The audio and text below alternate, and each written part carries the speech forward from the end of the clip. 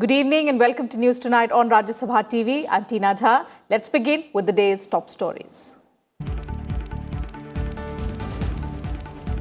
Amid violence and tension in parts of Delhi, Prime Minister Narendra Modi appeals to all to maintain peace. Home Minister Amit Shah reviews situation. National Security Advisor Ajit Doval also visits affected areas, says situation completely under control.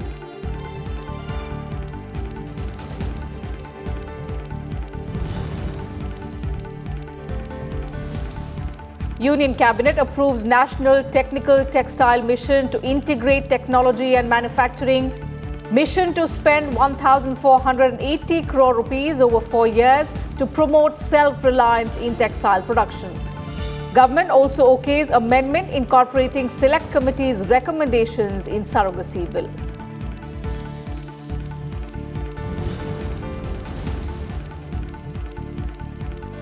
Functioning of public sector banks to undergo major overhaul. Finance Minister Nirmala Sitharaman launches the Ease 3.0 reform agenda. Customers to get access to features like dial a loan, credit at a click, and banking on the go.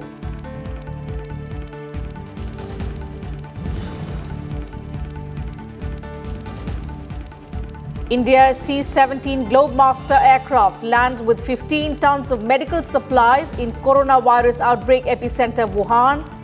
Aircraft to return with 80 Indians and 40 people from neighboring countries. Virus death toll crosses 2,700 in China.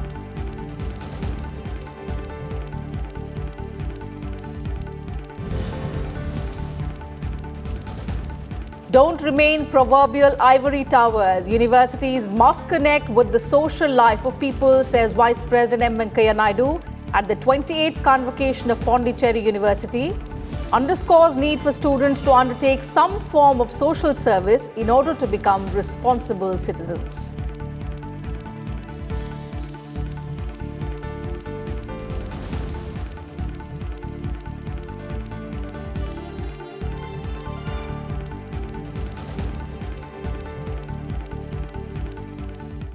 Prime Minister Narendra Modi on Wednesday reviewed the law and order situation in national capital Delhi. In a series of Twitter messages, the Prime Minister said, police and other agencies are working on the ground to ensure peace and normalcy. He also said peace and harmony are central to India's ethos and appealed to everyone to maintain peace and brotherhood at all times. The Prime Minister added, it is important that there is calm and normalcy is restored at the earliest.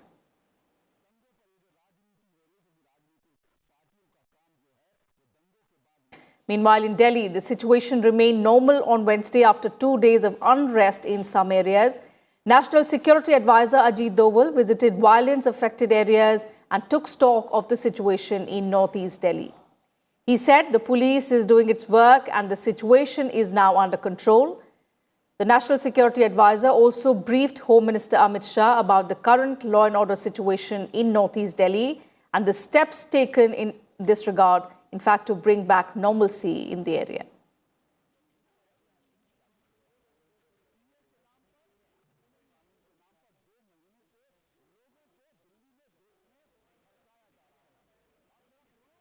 इस इलाके में आया जी sir, सबसे मिला, गलियों में भी गया, लोगों के घरों में भी गया, आप लोग भी साथ थे। लोगों के अंदर में एक जाति है, एकता की भावना है, कोई दुश्मनी नहीं है। कोई 2, 4, 10 क्रिमिनल्स इस तरह का काम करते हैं, उनको लोग अलग करने की कोशिश कर रहे हैं। दोनों कम्युनिटी के लोग, सब लोग इसके साथ में वो हैं और यहाँ पर पुलिस बिल्कुल तैनात है, बिल्कुल अलर्ट है और बड़ी मुस्तैदी के साथ अपना काम कर रही है। ये इंतजामिया की जिम्मेदारी है कि हर एक को महफूज रखे, हर एक की सलामती की जिम्मेदारी ले। हम एचएम साहब ने इसका वो किया है और एचएम साहब ने हम सबको यहाँ पर भेजा है कि हम सब जाएं और पीएम साहब और एचएम साहब की हुक्म के मुताबिक हम लोग उसकी तामील कर रहे हैं। यहाँ पर हम चाहते हैं कि यहाँ पर बिल्कुल अमन हो जाए और इंशाल्लाह यहाँ पर बिल्कुल अमन होगा। यहाँ पर कोई किसी तरह की कोई वो नहीं होगी, जो कुछ हो गया वो हो गया, लेकिन इसके इस तरह से लोग व्यवहार कर रहे हैं, मुझे पूरा यकीन है इस बात का कि यहाँ पर बिल्कुल शांति रहेगी और हर एरिया के अंदर में अब कोई वो नहीं होगा। अब अब यह है कि मेरा मैसेज यही है कि हर एक आदमी जो अपने देश को प्यार करता है वो अपने समाज को भी प्यार करता है, वो अपने पड़ोसी को भी प्यार करता है, वो अपने घर को भी प्यार करता है। अगर उसे प्यार करना है तो उन्हें अपने उन सब लोगों के साथ में एक बड़ी एकता के साथ में, एक सहानुभूति के साथ में, एक समरसता के साथ में जीने का प्रयत्न करना चाहिए और एक दूसरे की समस्याओं को बढ़ाने का नहीं, उन्हें सुलझाने की कोशिश करनी चाहिए। Earlier in the day, the National Security Advisor held a meeting with the top brass of the Delhi Police at the office of the Deputy Commissioner of Police Northeast in Selampur.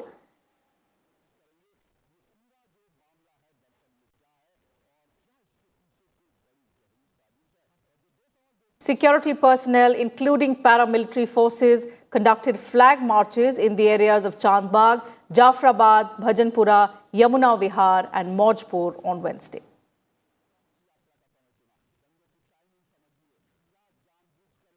And reacting to the violence in Delhi, Congress interim President Sonia Gandhi has said that peace committees must be formed in mohallas and adequate security forces must be deployed to bring the situation under control. Listen in.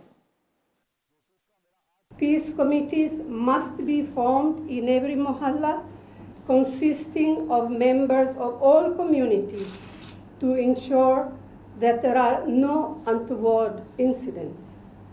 Senior civil servants must be deployed in each district to take charge of the administration to ensure that the administrative machinery responds to the evolving situation. While Union Minister Prakash Javadekar has said that restoration of peace and putting a stop to the violence is the government's top priority, he added that an investigation is currently underway to find the truth. पहला काम है शांति आज हो गई है, लेकिन शांति स्थायी हो, सबसे संवाद हो, हिंसा रुके पूरी और जांच हो, ये देखना सबका काम है। The Union Cabinet on Wednesday approved the National Technical Textiles Mission with an outlay of 1,480 crore rupees. The move aims to position India as a leading manufacturer of technical fabrics that are mostly used in industrial applications. Finance Minister Nirmala Sitharaman had in the budget on the 1st of February announced a proposal to set up a National Technical Textiles Mission with a 4-year implementation period from 2020-21 to 2023-24. The decision was taken at a meeting of the Union Cabinet chaired by Prime Minister Narendra Modi.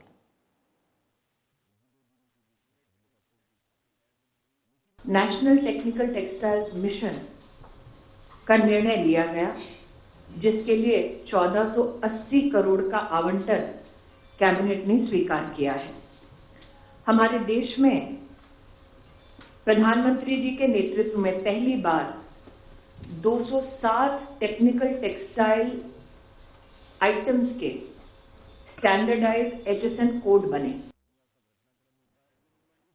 The Union Cabinet also approved the Surrogacy Regulation Bill 2020.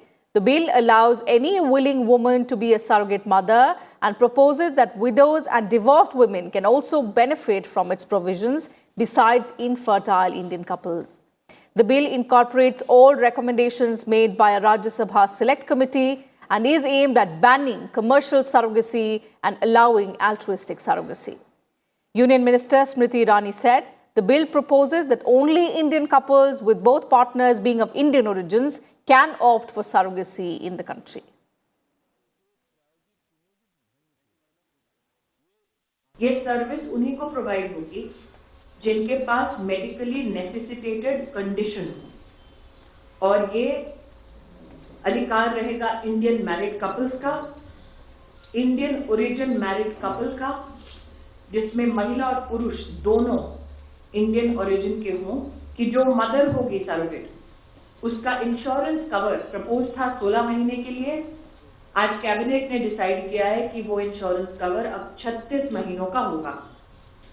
साथ ही national board और state board experts की जो है उनके समय अवधि को 1 साल से 3 साल तक बढ़ाया जाएगा। The Cabinet also gave its nod to an order on adopting central laws in concurrent list for the Union Territory of Jammu and Kashmir.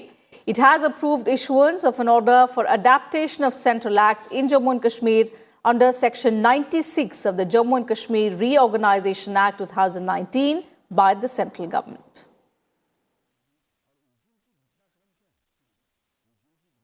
Adoption of central laws under concurrent list. तो जो भी ऐसे कानून थे जो आज कश्मीर में लागू नहीं होते थे वो सारे लागू हो, क्योंकि नई लद्दाख बन गई तो नई बन गई, इसलिए वहां तो लागू कर दिए थे, लेकिन ये जम्मू कश्मीर का जो यूनियन टेरिटरी है इसमें लागू करना था। तो ऐसे 37 कानूनों में आवश्यक संशोधन करके वो लागू किए जाएंगे। इससे देश भर में एक कानून लागू होगा। Finance Minister Nirmala Sitharaman unveiled EASE 3.0, the Public Sector Bank Reforms Agenda 2020-21 for smart, tech-enabled banking in India. EASE 3.0 seeks to enhance ease of banking in all customer experiences using technology, fintech, alternate data and analytics. PSB Reforms EASE Agenda is a common reform agenda for PSBs aimed at institutionalizing clean and smart banking. It was launched in January 2018, and the subsequent edition of the program, EASE 2.0, built on the foundation laid in EASE 1 and furthered the progress on reforms. Reform action points in EASE 2.0 aimed at making the reforms journey irreversible, strengthening processes and systems, and also driving outcomes. Public sector banks have shown significant improvement in the action points of the EASE reforms agenda since its introduction. We want to make sure that it is not in the pursuit of the banking officials or staff, but in the pursuit of getting the money back that we want certain action to be taken. It is not to make difficult the official functioning of banks, but it is to be sure that public money should get back to being where it is, rather than remain saying helpless. Public sector bank branches had as an advantage. Your USP, as different from private sector banks, was at the branch level, there was a level of connect with your own customers. I can quote N number of. And time for a very short break here, but more news and updates will continue on the other side. Do stay with us.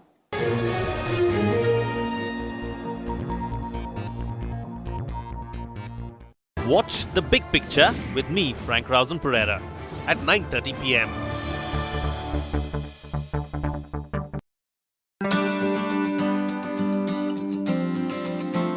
What are some key legislations introduced in Rajya Sabha?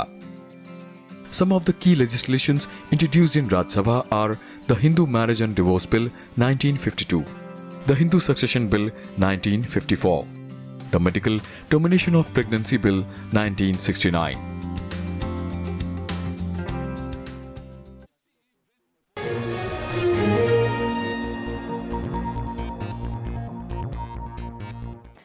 Welcome back. You're watching News Tonight. Vice President M. Venkaiah Naidu on Wednesday called for enhanced interactions and harmony between people living in different states of the country. Addressing the gathering at the Sadhguru Tyagaraj event in Chennai, the Vice President said that strong bonds of unity formed an integral part of the DNA of India's diversity. He asserted that India's cultural diversity must always remain the vehicle of unity, peace and prosperity. Stating that mutual understanding and trust have always been the foundations of India's strength, the Vice President said that all citizens must feel culturally integrated across India. Expressing concern over the recent violence in Delhi, the Vice President urged people to respect and also appreciate cultures that are different from their own.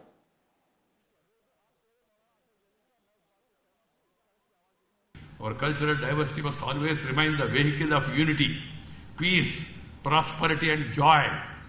Even though we speak different languages, eat different food and wear different clothes, we must acknowledge that fundamentally we are one nation, one people. We must respect each other's feelings. That is the culture of India. That is the tradition of India.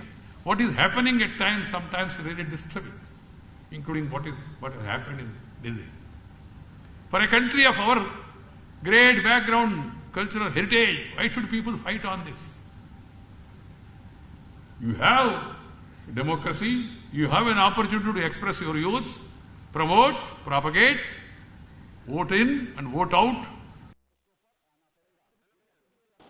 The Vice President also presented the Sadhguru Tyagraj Award to violinist M. Chandrasekharan in Chennai. An organization south of Adyar River.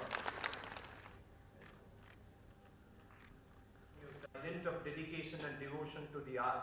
Joy, our founder. The Vice President also asserted on Wednesday that universities cannot and should not remain the proverbial ivory towers.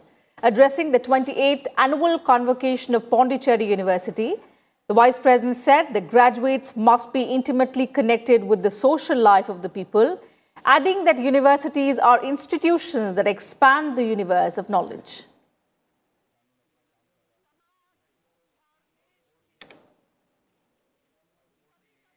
Universities' social responsibility.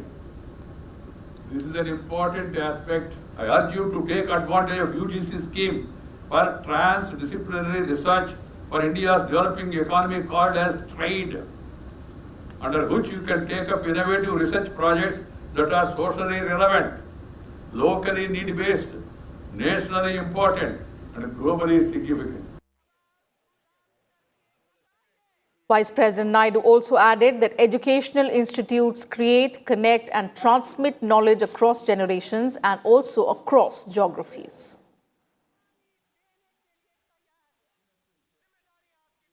The world is moving forward, marching forward. The world is open to you now. What I suggest upon you is take the opportunity of the facilities in the university, in the country, and also the opportunities that are awaiting you in the world, and then prepare yourself and use this time, precious time, for betterment of your career. An Indian Air Force special flight carrying around 15 tons of medical assistance comprising masks, gloves and other emergency medical equipment reached Wuhan on Wednesday. External Affairs Minister S. Jaishankar informed in a Twitter message that the consignment of medical relief has landed in Wuhan, the epicenter of novel coronavirus in China. The foreign minister said it is a strong expression of India's solidarity with the Chinese people at this difficult time. The Indian Air Force aircraft will also bring back some 100 Indian nationals and some others from neighboring countries who had sought help in their evacuation from the neighboring country.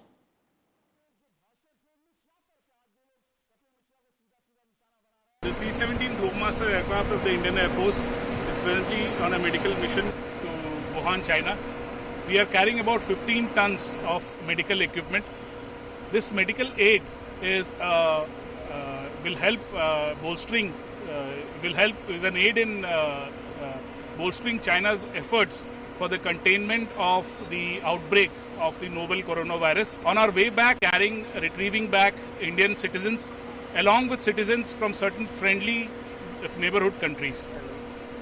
And the mission will be flown for about 5 hours to Wuhan and thereafter 6 hours on our way back.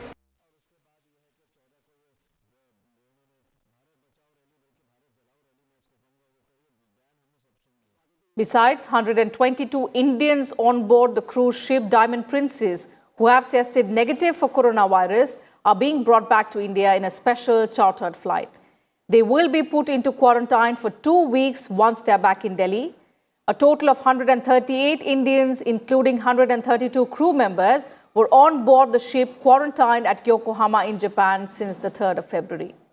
In the latest round of tests for the coronavirus, 2 more Indians tested positive, bringing up the tally of Indians affected on board the ship to 16. All 16 are in a hospital in Japan and their condition is reported to be stable and improving.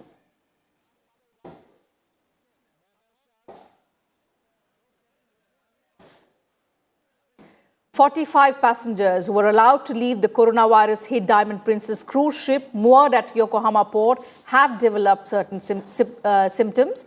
The Japanese government has contacted 813 passengers who tested negative and left the ship last week. Among them, 45 have shown symptoms including fever. So the Japanese Health Ministry has asked the 45 people to visit the hospital and receive tests based on the doctor's advice.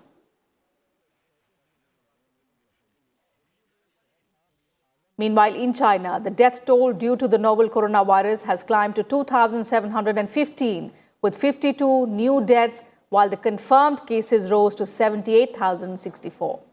So far, 85 confirmed cases, including 2 deaths, had been reported also from Hong Kong, 10 confirmed cases in Macau, and 31 in Taiwan, including 1 death.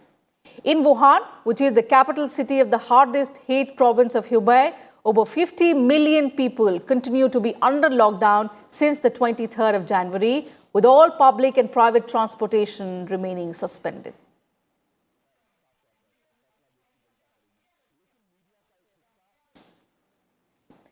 MEA Secretary Vikas Swarup on Wednesday said that Jammu and Kashmir was, is and shall forever remain an integral part of India. The statement comes a day after Pakistan sought the international community's intervention on the issue of Kashmir. Speaking at the 43rd session of the United Nations Human Rights Council's meeting, Swarup described Pakistan as the epicenter of global terrorism. He urged the global community to take decisive action against those who direct, control, fund and also shelter terrorists. Vikas Swarup asserted that the transformative changes taken by Indian Parliament in August last year for the Jammu and Kashmir region were meant to strengthen the integration of the Union territory.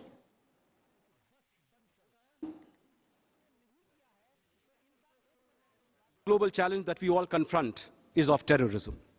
It is the most pernicious violation of a fundamental human right, that is, the right to life.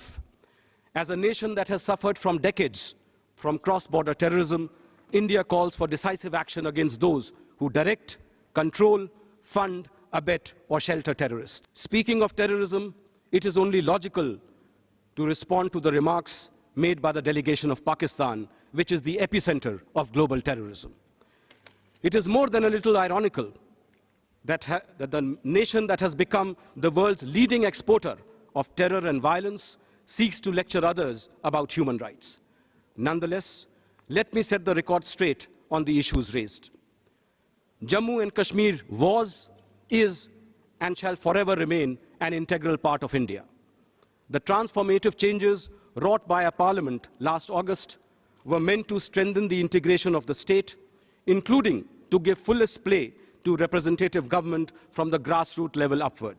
It was intended to ensure the extension of all progressive legislation passed for the entire country to cover this region, and to resume the pace of socio-economic development in the Union territory of Jammu and Kashmir.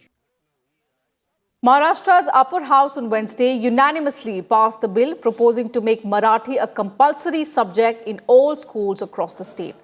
According to the legislation, schools found not complying with the provisions of the bill would attract a penalty of up to 1 lakh rupees. The bill covers all schools, irrespective of the boards they are affiliated to. The Maharashtra Compulsory Teaching and Learning of Marathi Language in Schools Bill 2020 will now be tabled in the State Assembly on Thursday.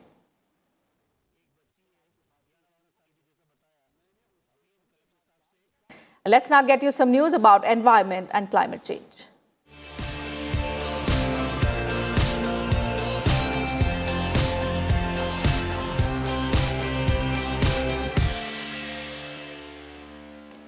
A latest study by NASA has found the viability of afforestation to help mitigate climate change. Earth's ecosystems can support another 2.2 billion acres of forests, which is 25% more forested area than what exists currently. By planting more than 500 billion trees, more than 205 gigatons of carbon can be captured, reducing atmospheric carbon by nearly 25%. This amount is enough to negate about 20 years of human-produced carbon emissions at the current rate. However, the study cautions that reforestation will never be a substitute for decreasing fossil fuel emissions. Currently, Earth's forests and soil absorb about 30% of atmospheric carbon emissions, with each individual planting at least 1 tree, taking into account the current population. This can be a huge step to avert the effects of climate change and also global warming.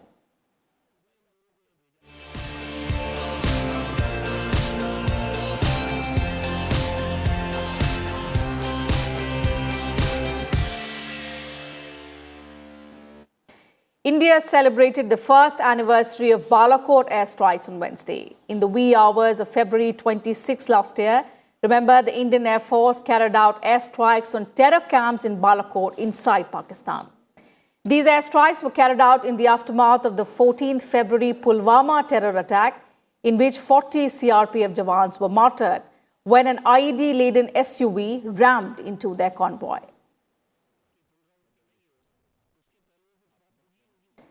Defence Minister Rajnath Singh took to Twitter and called the Balakot airstrikes a successful counter-terror operation launched by the fearless warriors of the Indian Air Force. The minister said that India's approach in dealing with terrorism has undergone a major change, as its armed forces now do not hesitate to cross the border in order to protect the country against the menace of terrorism. Meanwhile, in Srinagar, IAF Chief RKS Bhadoria flew the MiG-21 to mark the first anniversary of the Balakot airstrikes.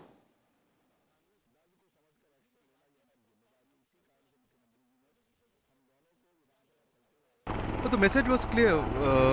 At the government level, it was a clear message that any attacks orchestrated from across the border will not be acceptable at all.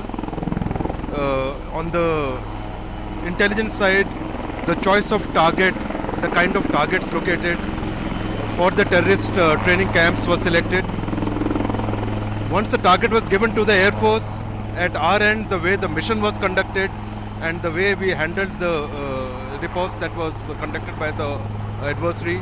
So the message is very clear that it will no longer be status quo.